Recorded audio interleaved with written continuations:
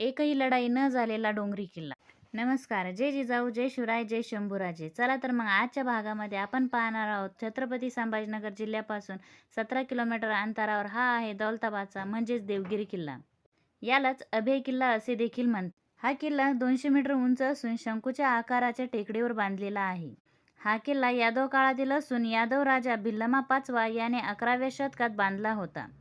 पुढे या किल्ल्यावर अल्लाउद्दीन खिलजीने फितुरीने ताबा मिळवला व त्याचे नाव बदलून दौलताबाद असे ठेवले. याची बांधणीच अशा पद्धतीची आहे की शत्रू वरपर्यंत जाऊ शकत नाही.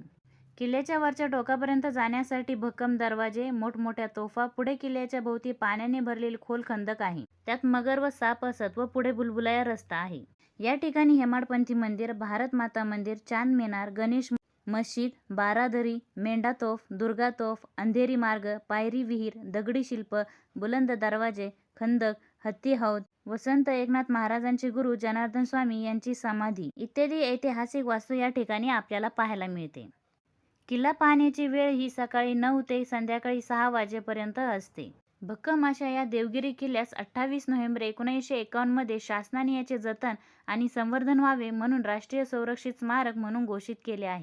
चला तर मग आजच्या भागातली माहिती आवडली असेल तर व्हिडिओला लाईक करा आणि अशीच नवनवीन व्हिडिओ पाहण्यासाठी चॅनलला सबस्क्राईब करा. तोपर्यंत धन्यवाद.